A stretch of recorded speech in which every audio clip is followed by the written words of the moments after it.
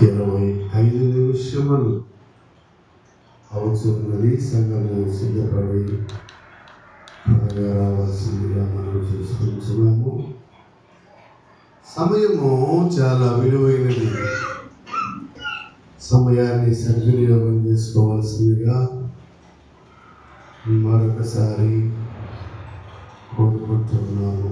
సమయం పోతే రాదు కాబట్టి త్వరగా సిద్ధపడి రావాల్సిందిగా కోరుతున్నాము. అరగంట, హాఫ్ అన్ అవర్ మెసేజ్ తర్వాత ముగింపబడుతుంది.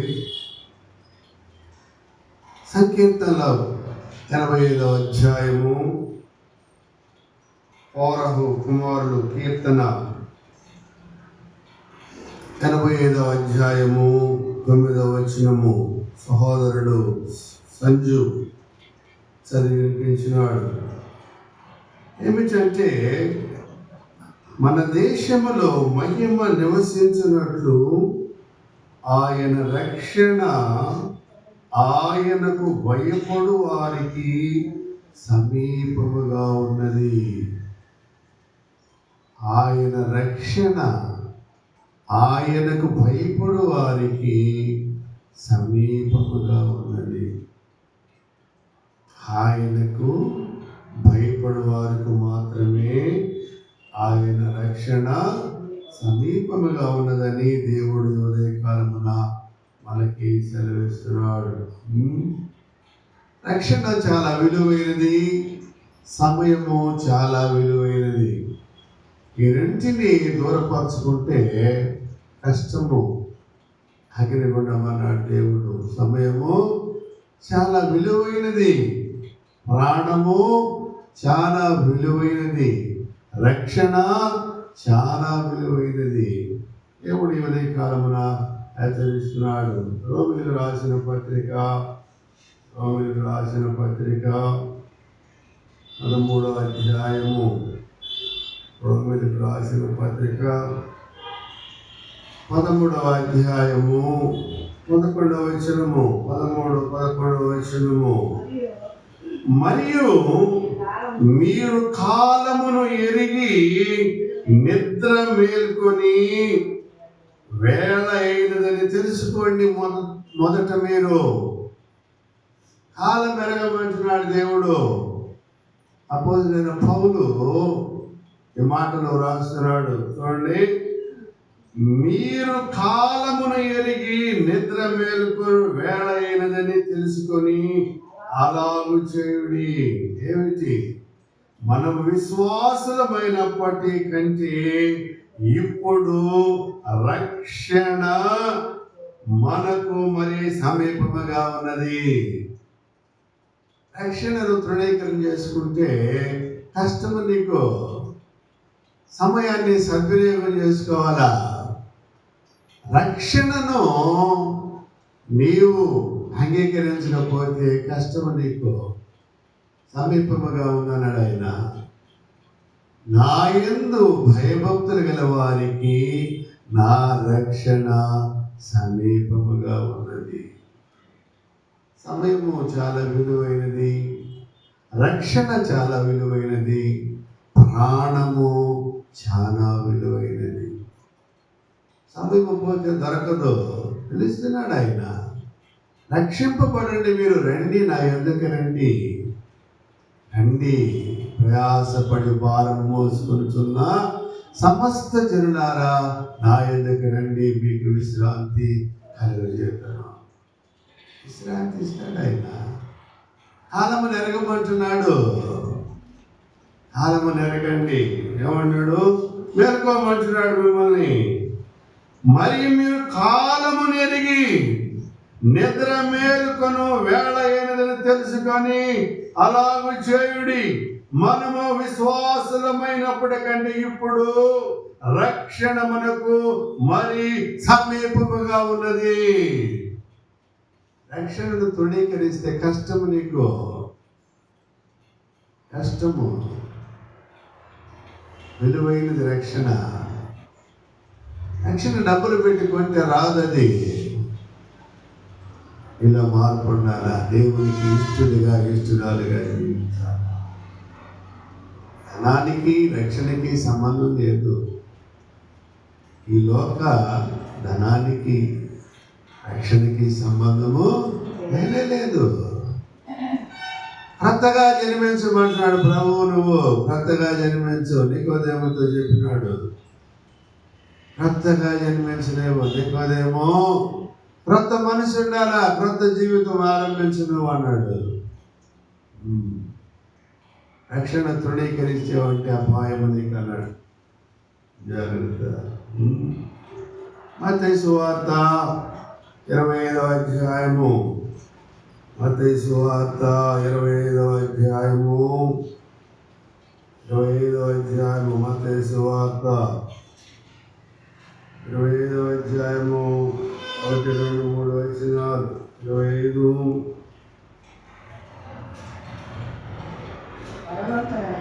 పరలోక రాజ్యము తమ దివిటీలు పట్టుకొని పెళ్లి కుమారుని ఎదుర్కొనుటకు బయలుదేరిన 10 మంది కన్యకలను పోలి ఉన్నది. రక్షింపబడితేనే పరలోకంలో ఉంటావు నువ్వు. రక్షింపబడకపోతే పరలోకంలో ఉండవు. నేను ప్రసంగం చేస్తున్నా, కానీ నాకు రక్షణ ఉండాలా, నాకు పరలోకం పోలేను.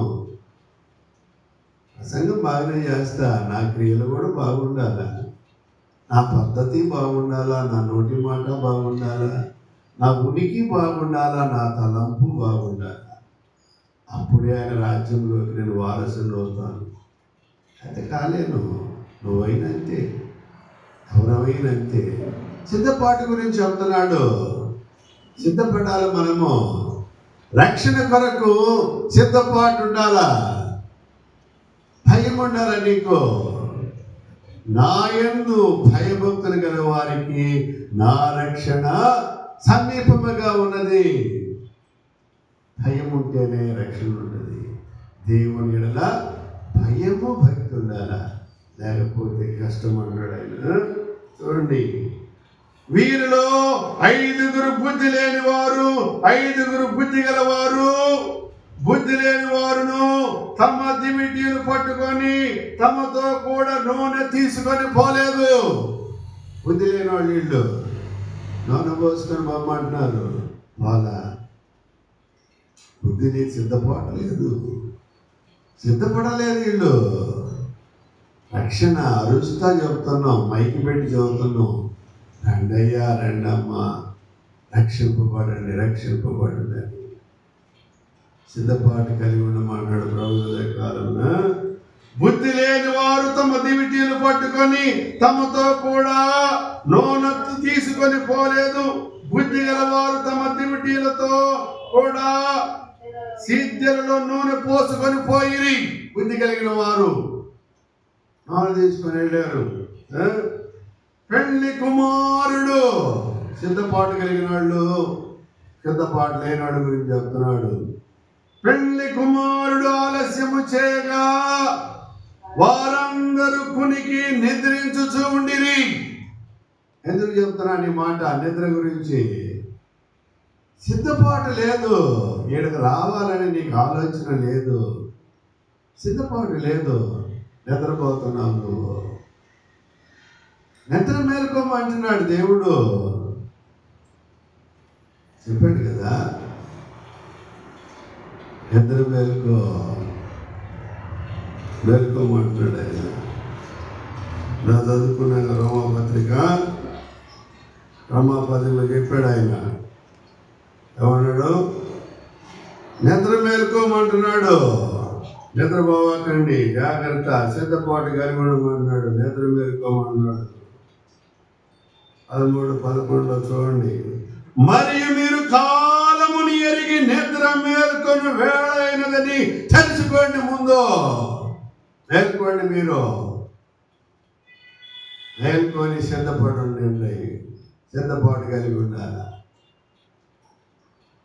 సిద్ధపడకుండా చనిపోతే ఉపయోగం ఏమి ఉండదు. నేనైనా అంతే. నా బ్రతుకు మార్చుకోకుండా నేను చనిపోతే అబ్బా చెప్పాడు వాక్యం పూలదండలు వేస్తారు. సిద్ధపడి ఉండాలా, ఉపయోగం ఏమి ఉండదు. సిద్ధపాటు ఉండాలి. నాకు కూడా సిద్ధపడకుండా ప్రసంగం చెప్పినంత మాత్రం పరలోకం ఏం బాను. సిద్ధపాటు ఉండాలి, జాగ్రత్త చెప్తున్నాడు ఆయన. జాగ్రత్త అంటున్నాడు. అర్థమవుతుందా? చూడండి. వారందరూ కునికి నిద్రించుచుండిరి. అర్ధరాత్రి వాడు ఇదిగో పెళ్లి కుమారుడు. ఎప్పుడు వస్తాడో తెలియదు ఆయన. ఇదిగో పెళ్లి కుమారుడు, అతన్ని ఎదుర్కొన్న రెండును కేక వినబడెను. పెళ్లి కుమారుడు వస్తాడు. సిద్ధపడుంటే, నీవు పెళ్లి కుమార్తెగా సిద్ధపడుంటే నిన్ను ఆయన తీసుకుని వెళ్ళిపోతాడు. సిద్ధపాటు ఉండాలా. నిన్ను నువ్వు అలంకరించుకొని ఉండాలి. అలంకరణ అంటే మారు మనసు పొంది సిద్ధపాటు, అది అలంకరణ. ప్రభువుకి ఇష్టురాలుగా, దాసుడిగా జీవించాలా. సిద్ధపాటు అంటే అది.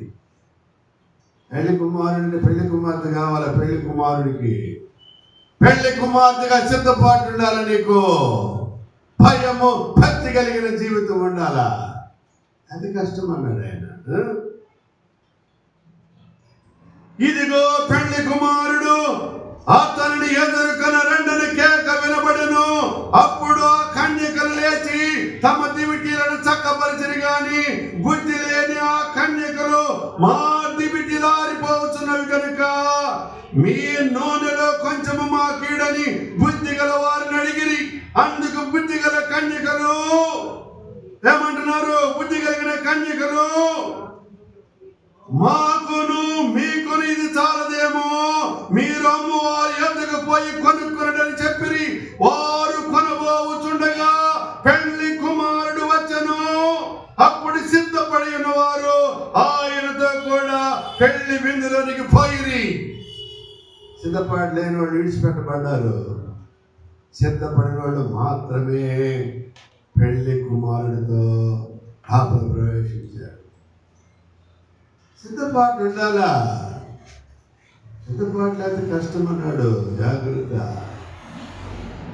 అనిపించుకొని ఉండాలా. పెళ్లి కుమారుడు కొరకు, పెళ్లి కుమార్తెగా సిద్ధపాటు కలిగి ఉండాలి. నువ్వు ఆయన నిన్ను వరించాలా. నీ దాసురాలు, ఆయన దాసురాలిగా ఉండాలి. ఇది సిద్ధపాటు అంటే. లేకపోతే కష్టం అన్నాడు ఆయన. పై వేషధారణ భక్తి అర్థం అది. నేను పై భక్తి చేస్తా కానీ ఉపయోగం ఉండదు. నాది కూడా చెప్తున్నాడు ఆయన. వాక్యం బాగానే చదువుతాను. నాలో నా ఆత్మ బాగుండాలా, నా హృదయ శుద్ధి ఉండాలా. నా హృదయ శుద్ధి ఉంటే నేను పరలోకం పోతా. ఆయన దగ్గర ఉంటా, లేకపోలేదు. ఎవరికైనా ఒకటే తీర్పు. అందరూ ఆయన దగ్గర ఉండాల్సిందే. అందరూ నిలబడాలి ఆయన దగ్గర. అందరూ పిలుస్తాడు ఆయన. అందరూ ఉండాలా. అందరూ నిలబడి ఉండాలా. చూడండి, రోమిలికి రాసిన పత్రిక చూడమ్మా. రోమిలికి రాసిన పత్రిక 14వ అధ్యాయము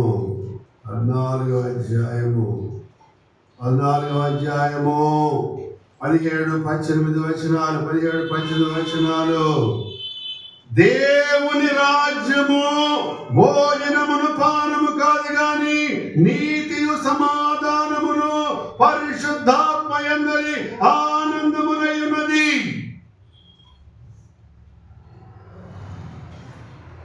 అన్నం గురించి రాకూడదు. ఎడకి భోజనం నీతిని వెతకమంటున్నాడు ఆయన.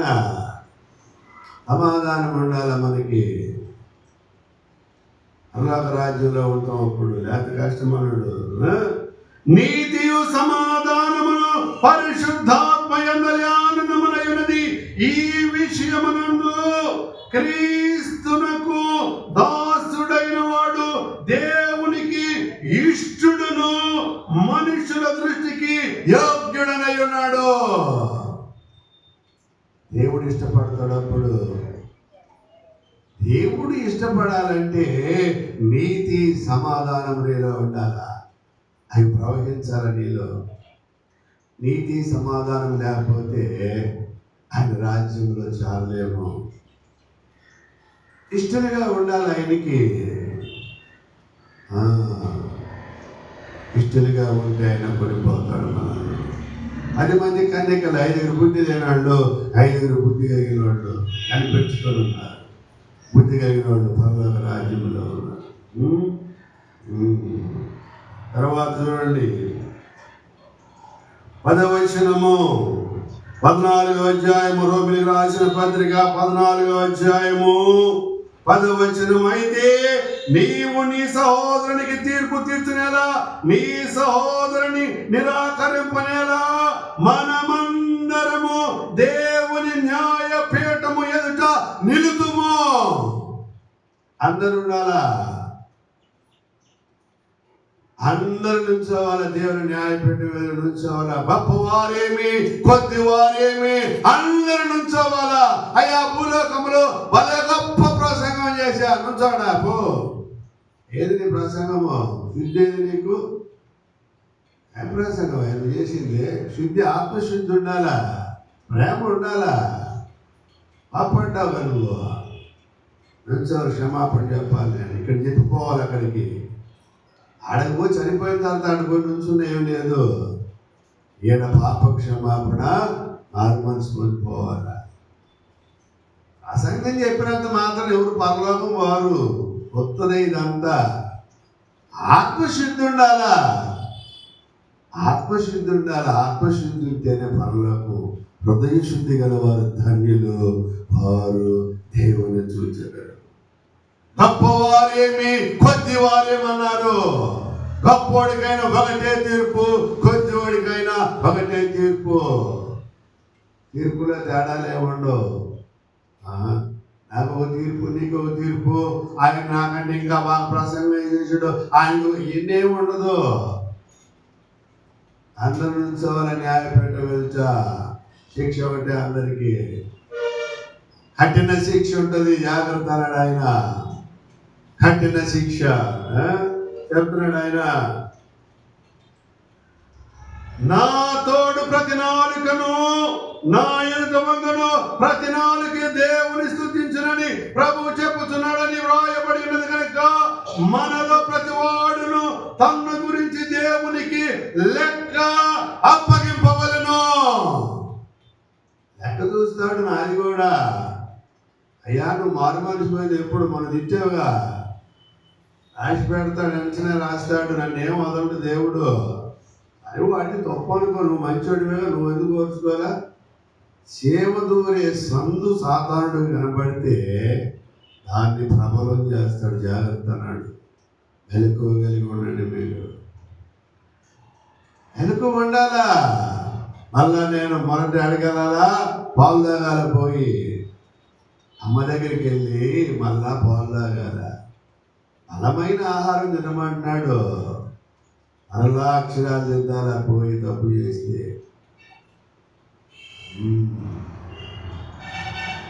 జాగ్రత్త, మళ్ళా నేర్చుకోండి, జాగ్రత్త అన్నాడు. సిద్ధపాటు ఉండండి, సిద్ధపడి ఉండమన్నాడు. జాగ్రత్త. మోషే కాని మాట పలికెను. ఇసుకు పుట్టిపోయింది. ఇశ్రాయేలు జనాన్ని నడిపించి నడిపించి చెప్పి చెప్పి చెప్పి చెప్పి ఇసుకు పుట్టిపోయింది. మోషేకు నడిపించాడు, కానీ మోషే కాని మాట పలికని బైబిల్లో రాయబడు. నరహత్య చేశాడు మోషే. సాతానుడు వచ్చాడు, అడ్డుపడ్డాడు. సమాజంలో ప్రధాన దూత వచ్చి గద్దించేశాడు సాతానుడిని. నరహత్య చేశాడు కదా ఆయన. మోషే శవం నాది అన్నాడు. దేవుడు ఒప్పుకున్న దూతను పంపించాడు, గద్దించాడు. సాతానుడు వెళ్ళిపోయాడు. సమాధి చేశాడు దేవదూత. మోషే ఎక్కడికి వెళ్ళాడు? కనాను దేశం చూడలేకపోయాడు. మోషే ఆపేశాడు. ఎవరు వెళ్ళారు? ఇద్దరే వెళ్ళారు, కాలేబు యెహోషువ. కాలేబు యెహోషువ ఇద్దరు మాత్రమే కనాన్లో ప్రవేశించారు. మోషే అరణ్యంలో అయిపోయాడు. తర్వాత మోషే చనిపోయిన తర్వాత దేవుడు లేపుతాడు నెబో పర్వతం మీద. యేసు ప్రభు నిర్గమం గురించి ఆయన శిలువకు ముందు మోషేను ఏలియాను పంపిస్తాడు. తిరిగి లేపాడు మోషేను. జాగ్రత్తగా ఉండాలన్నాడు ప్రభు. వెళ్ళిపోవాలా నువ్వు. జాగ్రత్త అన్నాడు. చూడండి, అందరం లెక్క చెప్పాలన్నాడు ఆయన. మనమందరము దేవుని న్యాయపీఠం ఎదుట నిలుతుము. నా తోడు ప్రతి మోకాలును, నా ఎదుట వంగును ప్రతి నాలుకయు దేవుని స్తుతించునని ప్రభువు చెప్పుచున్నాడని రాయబడి ఉన్నది కనుక మనలో ప్రతి వాడును తన గురించి దేవునికి లెక్క అప్పగింపవలను. లెక్క చెప్పాలి. మన బ్రతికంతా లెక్క చూస్తాడు దేవుడు. మారు మనిషి పోయింది ఎప్పుడు రాసి పెడతాడు, టైము బుక్కులో ఉంటుంది. మంది పాపం చేసింది ఎప్పుడు, ఎన్ని గంటలు ఆపేసి పాపం అది రాసి పెట్టుంటాడు. జీవ గ్రంథంలో మన పేరు ఉండాలా. మారు మనసు పొందిన క్షణం కూడా రాస్తాడు ఆయన. ఎప్పుడు ఏం మాట్లాడింది, నువ్వు ఎలా ప్రవర్తించింది అంతా రాసి పెడతాడు ఆయన. జాగ్రత్తగా ఉండాలా. జీవ గ్రంథమందు ఎవరి పేరైనను కనపడని ఎడల వాడు అగ్నిగుండములో పడవేయకూడదు. ఇది రాస్తాడంతే. జీవ గ్రంథంలో ఉండాలి మన పేరు. సిద్ధపాటు ఉంటేనే జీవ గ్రంథంలో ఉంటుంది, కానీ సిద్ధపాటు లేకపోతే ఉండదు. చెప్తున్నాడు ఆయన. అందరం లెక్క చెప్పాలా, లేక కష్టం అన్నాడు. రోమిలికి రాసిన పత్రిక 14వ అధ్యాయము, అపోస్తలుడైన పౌలు రోమిలికి రాసిన పత్రిక 14వ అధ్యాయము 7వ వచనము, మనలో ఎవడను తన కోసమే బ్రతకడు, ఎవడను తన కోసమే చనిపోడు. మనము బ్రతికినను ప్రభు కోసమే బ్రతుకుచున్నాము, చనిపోయినను ప్రభు కోసమే చనిపోతున్నాము. కాబట్టి మనము బ్రతికినను చనిపోయినను ప్రభు వారమైనాము. చనిపోయిన ప్రభు వారమే, బ్రతికిన ప్రభు వారమై ఉండాలా. అది మంచి మరణం. అది మంచి మరణం అనేది ఎలా ఉండాలంటే, ప్రభు కొరకు చనిపోవాలా, ప్రభు కొరకు బ్రతకాల. ఆయన రాజ్యములకు వారసులం అవుతాం. అప్పుడు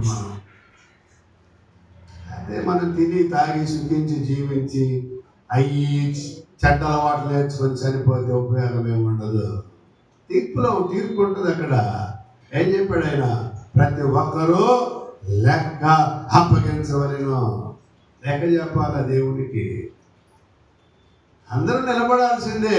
ఏ దైవజనుడే నిలబడాల్సిందే. గొప్పవారేమి కొద్దివారేమి అందరూ దేవుని న్యాయపీఠం మీద హాజరవ్వాలా. నేనే గొప్పవాడినే కాదు, అందరూ నిలబడాల్సిందే. దగ్గర తప్పు చేస్తే నిలబడాల్సిందే చెప్పాడు ఆయన.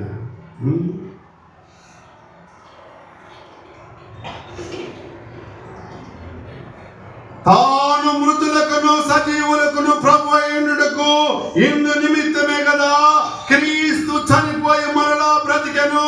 అయితే నీవు నీ సహోదరునికి తీర్పు తీర్చనేలా, నీ సహోదరుని నిరాకరింపనేలా మనమందరము దేవుని న్యాయపీఠము ఎదుట నిలుతుము.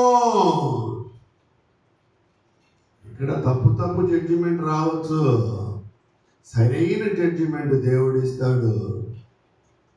తప్పు చేస్తే 6 months పొందమని చెప్తున్నాడు దేవుడు. నా యందు భయభక్తులు కలిగిన వారికి నా రక్షణ సమీపముగా ఉన్నది.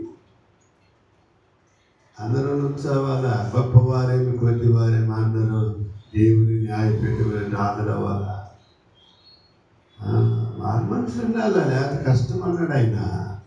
ఈ డబ్బు ఇవన్నీ ఏం పనికిరావు అక్కడ. ఇదంతా అయిందే. డబ్బు, ధనము, బంగారము, ఈ లోక భాగ్య భోభాగ్యం వ్యర్థము. అందుకన్నాడు మోషే అన్నాడు, ఈ ఐశ్వర్యం నాకు అక్కర్లేదు, భూలోకాన్ని దేవుని సేవ చేయటమే నాకు ఇష్టం అన్నాడు. మోషే నా ఇల్లంతటిలో నమ్మకం ఉండాలా మనకి. నమ్మకమైన జీవితము జీవించాలి. వాడు ధన్యుడు ధన్యుడు. దేవునికి నమ్మకము ఉండాలా. ఎలా ఉండాలి మన బ్రతుకు? చనిపోయినను ప్రభు కోసమే చనిపోతున్నాము కాబట్టి మనము బ్రతికినను చనిపోయినను ప్రభు వారమై ఉన్నాము. తిరిగి లేపుతాడు ఆయన మనల్ని, తిరిగి లేపుతాడు. చెప్పాడు ఆయన, చెప్తానన్నాడు. చూడండి, మరణం ఉండదు మనకి. ఆయన ఏమన్న వాడికి మరణం ఉండదు, మరణం ఉండదు. పరలోకంలో ఉంటాం. యోహాను సువార్త 8వ అధ్యాయము, యోహాను సువార్త 8వ అధ్యాయము 51వ వచనము, 8వ అధ్యాయము 51వ వచనము, 89వ పేజీ. ఒకడు నా మాట గైకొనని ఎడల వాడు ఎన్నడను మరణము పొందడని మీతో నిశ్చయముగా చెప్పుతున్నానని ఉత్తరం ఇచ్చాను. నా మాట వింటే మీరు బ్రతుకుతారు, నా మాట వినకపోతే బ్రతకలేరు, మీరు చనిపోతారు. మరణం అగ్నిగుండం, అది అగ్నిగుండం వేసేస్తాడు. ఇదేంటో కథ కాదు నేను చెప్పేది. కథ అనుకుంటున్నారా? కథ కాదు, రియల్ ఇది. అందుకని సిద్ధపడమంటున్నాడు దేవుడు. బుద్ధి కలిగిన కన్యకల వల్లే సిద్ధపాటు కలిగి ఉండండి. కష్టం మీకు, కష్టం అన్నాడు. కనపడుతుందా బైబిల్లో? 8వ అధ్యాయము 51వ వచనము ఏమన్నాడు? ఒకడు నా మాట గైకొనని ఎడల వాడు ఎన్నడను మరణము రుచి చూడడని నీతో చెప్పుచున్నాను. మరణం ఉండదు. ఆయన మాట వింటే మరణం ఉండదు. ఆయన మాట వెనక బుద్ధి లేకుండా ప్రవర్తిస్తున్నారు కాబట్టి మరణానికి ఆహుతైపోతున్నారు, అగ్నికి ఆహుతైపోతున్నారు. అగ్నిగుండం వేసేస్తాడు. 2వ మరణాలు. 7వసారి మరణిస్తాం, మరలా తీర్పు ఉంది అక్కడ. ఆడ తీర్పులోకి వెళ్ళావా అగ్నిగుండం వేసేస్తాడు ఆయన. 2వ మరణం అన్నాడు. జాగ్రత్త. ఎక్కడే సరి చేసుకోవాలి మన బ్రతుకంతా. నేను తప్పు చేశాను ప్రభు, నేను తప్పు చేశాను. నేను మాట్లాడిన దురుసుగా ప్రభు, నేను దురుసుగా మాట్లాడాను, పొరపాటు అయిందయ్యా, క్షమించయ్యా. అడిగితే క్షమిస్తాడు ఆయన. ఆయన యందు భయభక్తులు కలిగిన వారికి ఆయన రక్షణ సమీపముగా ఉంది. భయం ఉండాలా, భక్తి ఉండాలా, బుద్ధి జ్ఞానము అన్నీ ఆయన ఇస్తాడు. ఆయనే బుద్ధి జ్ఞానం. చూడండి, ఆమోసు గ్రంథము 2వ అధ్యాయము, ఆమోసు గ్రంథము 2వ అధ్యాయము, ఆమోసు గ్రంథము 2వ అధ్యాయము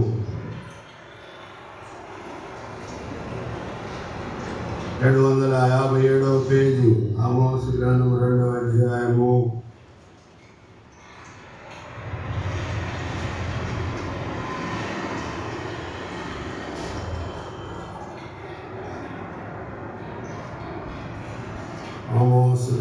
2వ అధ్యాయము 757వ పేజీ. చూస్తున్నారమ్మా? 4వ అధ్యాయము 12వ వచనము, 4వ అధ్యాయము 12వ వచనము. కాబట్టి ఇశ్రాయేలీయులారా, మీ ఎడల మీరెలాగుని చేయుదురు కనుక ఇశ్రాయేలీయులారా, మీ దేవుని సన్నిధిని కనబడుటకై సిద్ధపడుడి. సిద్ధపాటు ఉండాలా? నువ్వు దేవుని సన్నిధిలో కనపడాలంటే నీకు సిద్ధపాటు ఉండాలా? నిద్ర మేలుకొని భయము భక్తితో రావాలా? ఇశ్రాయేలు ప్రజలకు చెబుతున్నాడు, ఇశ్రాయేలు ప్రజలకి చెబుతున్నాడు. కాబట్టి ఇశ్రాయేలీయులారా, మీ ఎడల నీవిలాగును చేయుదురు కనుక ఇశ్రాయేలీయులారా, మీ దేవుని సన్నిధిని కనబడుటకై సిద్ధపడుడి. సిద్ధపాటు ఉండాలా? సిద్ధపడకపోతే విడిచిపెట్టబడతావు నువ్వు. ఆరన అగ్నిలో పడిపోతావు నువ్వు. అగ్నిలో సిద్ధపాటు ఉండమని చెబుతున్నాడు దేవుడు. అది కష్టము. సిద్ధపాటు ఉండాలా? సిద్ధపాటు లేకపోతే కష్టము. చూడండి, దశలోనికి రాసిన పత్రిక, రెండవ పత్రిక, దశలో రాసిన రెండవ పత్రిక, 88వ పేజీ, 88.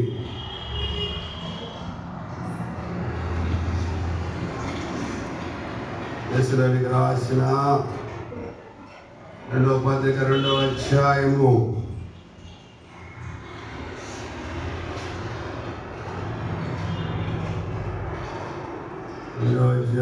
దశలోనికి రాసిన పత్రిక, రెండవ అధ్యాయము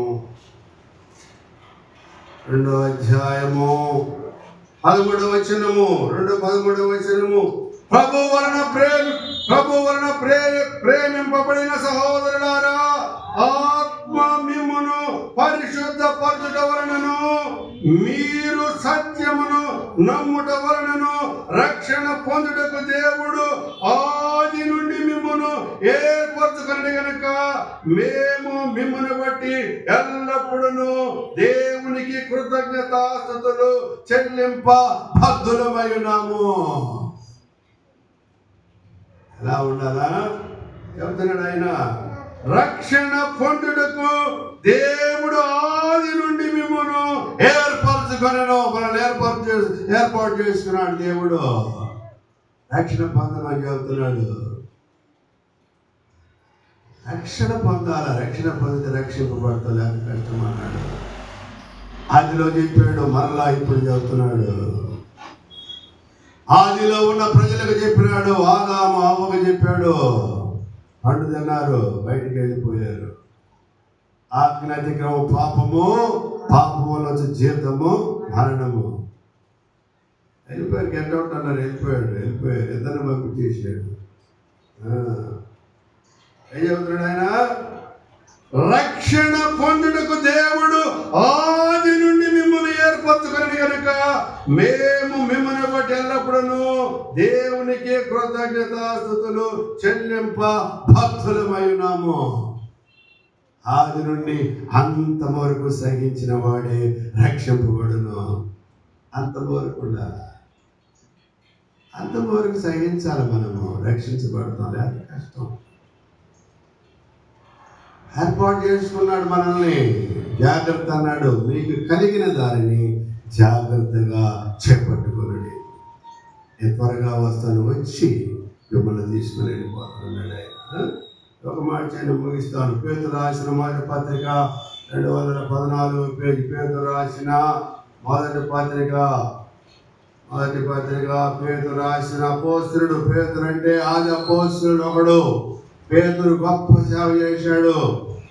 యేసు ప్రభువుని ఎరగనన్నాడు. గోడి కూసింది 3 సార్లు, ఎరగనన్నాడు. మరుకుగానే ఒక పట్టుని చెవి నరికేశాడు. ఆంతున కత్తితో నరికేశాడు చెవు. యేసు ప్రభు ఆ బొరద చేశాడు, ఉమ్మేసి బొరద చేసి చెవు ముట్టించి బాగు చేశాడు. వాడు మరుకు అనే వ్యక్తిని కత్తి తీసుకుని ఆంతున చెవు మీద కొట్టేశాడు. చెవు దిగి యువతల పడిపోయింది చెవు. పేతురు యేసు ప్రభు మీదకి వస్తున్నారని పేతురు పక్కన కత్తి తీసుకుని ఆ చెవు నరికేశాడు. మలుకు అనేవాడిది. యేసు ప్రభు చెవు తీసుకొని బొరద పోసాడు, ఉమ్మేసి మట్టి తీసుకుని బొరద చేసి చెవు అతికిచ్చాడు, బాగు చేశాడు. పేతురు నీ కత్తిని పొరలో పెట్టు, కత్తి పట్టుకున్నవాడు కత్తితోనే మరణం అన్నాడు. నీ కత్తి నీతిని నెరవేర్చదయ్యా పేతురు, జాగ్రత్త అన్నాడు. ముగిస్తున్న ఒక మాట చెప్తున్నా చూడండి. పేతురు రాసిన మొదటి పత్రిక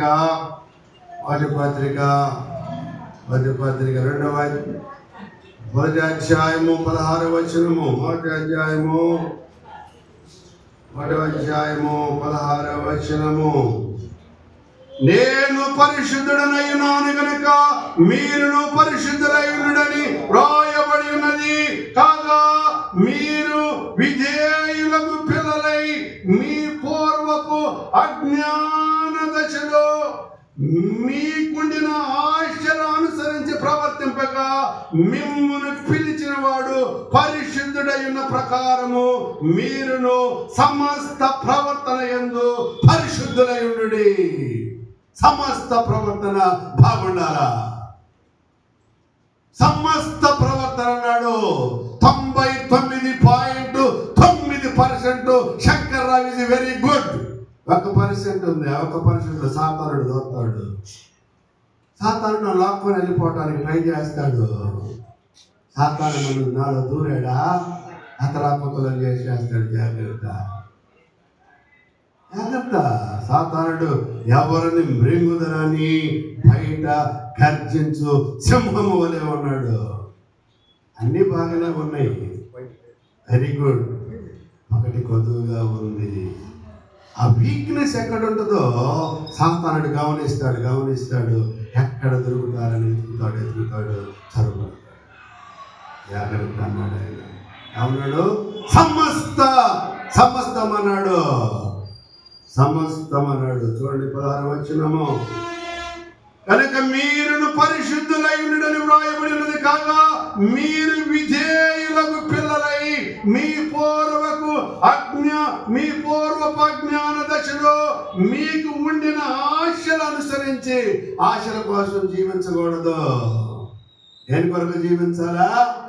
ఆశయం కోసం జీవించాలి కానీ ఆశల కోసం జీవించకూడదు. ఆశయం ఉండాలి నీకు. ప్రభువును చూడాలని, నువ్వు పరలోకములో ఉండాలని ఆశయము కలిగి ఉండాలి. కానీ లోకాశలు కలిగి జీవిస్తే ఈ ఆశయం పొందలేవు. నువ్వు లోకాశలు విడిచిపెట్టాలా? చూడండి అన్నాడు ఆయన.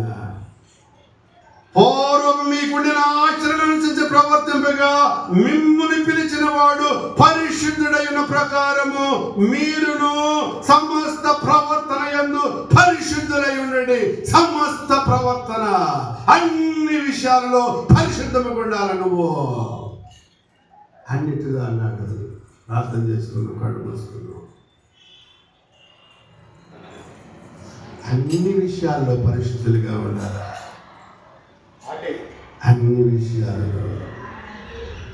అంతేగాని వాక్యం చెప్పినంత మాత్రాన పరలోకం వారు అన్ని విషయాల్లో పరిశుద్ధులుగా ఉండాలా? అన్ని విషయాలని చెప్పాడు ఆయన. చెప్పాడు కదా, అన్ని విషయాల్లో పరిశుద్ధులుగా ఉండాలా. 99 చేసి ఒకటి చేయకపోయినా కానీ సాతానుడు ప్రవేశిస్తాడు నీలో. జాగ్రత్త. సాతానుడికి చోటు ఇవ్వద్దు, దేవునికి చోటు ఇవ్వాలి. మనం ఆ ఒక్క లోపం కూడా తీసేసి జాగ్రత్త పడమంటాడు. ప్రార్థన చేసుకున్నాం, కళ్ళు మూసుకున్నాం. మహాపరిశుద్ధుడును జీవము కలిగిన మా తండ్రి, కృప కలిగిన మా దేవ, దయ కలిగిన మా ప్రభువా, మీ పరిశుద్ధ నామమును బట్టి స్తోత్రాలు తండ్రి. నా దేవా, మంచి వర్తమానం ఉదయ కాలం అనుగ్రహించావు. ప్రతి ఒక్కరు పాప క్షమాపణ మారు మనసు పొందినట్లు కృప చూపడిన ఆయన ఈ రాజ్య వారసులుగా చేయండి తండ్రి. సమస్త విషయములలో పరిశుద్ధులై ఉండుడన్నావు తండ్రి. అన్నిటిలో మేము పరిశుద్ధముగా ఉండాలి. ఈ ఆత్మతో నింపండిన ఆయన.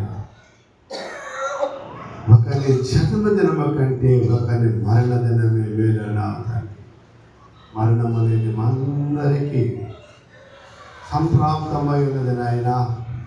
ఏదో ఒక రోజు మేము మరణించాల్సిందే. మేము మరణించేలోపు తండ్రి నీకు ఇష్టలుగా జీవించి మరణించినట్లు కృప చూపండి నాయన.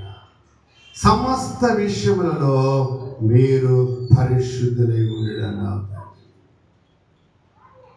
ఈ లోకాశల జోలికి వెళ్ళక తండ్రి, మాకు పరలోకపు పట్టణమును, మహిమ కలిగిన పట్టణమును మా కొరకు సిద్ధపాటు చేశావు. నీవు సిద్ధపరిచిన ఆ పట్టణములోనికి మేము ప్రవేశించాలంటే భూలోకములో ఉన్న మమ్మల్ని మేము తగ్గించుకొని పాప క్షమాపణ మారు మనసు పొంది ఈ రాజ్య వారసులవుటకు ఈ ఆత్మను కురమరించను. ఈ దయాన్ని కనికరము దయచేయండి. సందపాటి దావీదు గారు నన్ను చిన్న ఆయన ప్రభువా చనిపోయినాడు, ఆయన కుటుంబానికి ఆదరణను అనుగ్రహించండి తండ్రి. నా దేవా, నా ప్రభువా, ప్రతి ఒక్కరూ ఎప్పుడైనా చనిపోవలసిన వాళ్ళమే. మా మరణమంత వరకు మేము నీకు నమ్మకముగా జీవించాలి. ఈ ఆత్మను కురమరించండి.